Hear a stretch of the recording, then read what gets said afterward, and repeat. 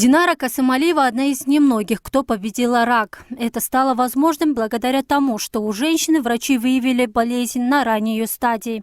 После своего исцеления бишкекчанка решила не оставаться в стороне и внести свою лепту в спасение людей. Сегодня гражданский активист активно консультирует тех, кто страдает онкологией. А все ради того, чтобы вовремя предупредить недуг. Тем более Динара лучше всех понимает, в таких ситуациях медлить нельзя. И дорога каждая минута. Правда, одной моральной поддержки недостаточно. Нужны реальные шаги со стороны государства, реализация которых бюджету страны может и влетит в копеечку, но зато будет конкретный результат. Нет, конечно, это недостаточно. Это только вот мы просили для женщин, да, но химиопрепараты именно для женщин,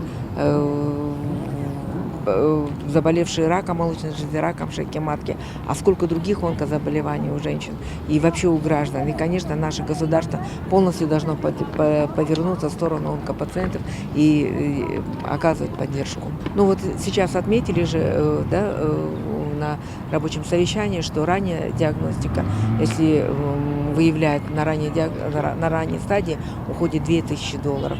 А если человек заболел и уходит там 8-10 тысяч долларов. За месяц? Да. Нет, это общее лечение. На 100 тысяч граждан в Кыргызстане приходится по 90 человек, кто страдает различными видами онкологии. При этом среди злокачественных заболеваний на первом месте стоит рак молочной железы, от которого только в прошлом году скончались 94 представительниц слабого пола. Тем не менее, по словам специалистов, эта статистика говорит о том, что дело пошло на спад. Причем в этом свою роль сыграла сознательность пациентов, которая и спасла многим жизнь. Благодаря своевременным действиям десятки, если не сотни кыргызстанцев сегодня получают соответствующее лечение. Правда, на всю республику в столице имеется единственный центр скрининга, который и тот частный.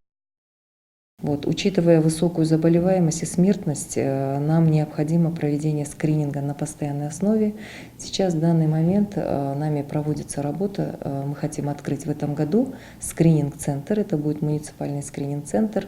Депутаты городской кенеша тоже этой проблемой очень озабочены. Они поддерживают открытие такого муниципального центра. Значит, они также окажут нам финансовую поддержку со стороны общественного фонда РГН. Нам будет предоставлен маммограф и видеокольпоскоп. Сейчас в настоящий момент мы ищем, где можно открыть этот скрининг-центр. Будем искать, или это будет один из центров семейной медицины, или в городе еще какое-то помещение. В данный момент мы находимся в поиске.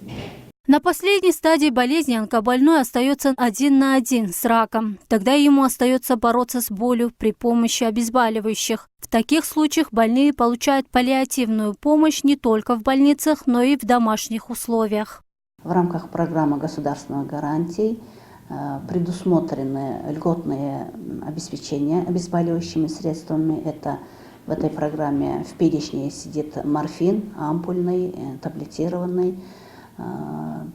И сейчас идет еще процесс внедрения в перечень этого льготного списка фентанила, фентанил-пластырь, который, оказывается, тоже очень хорошо помогает обезболить.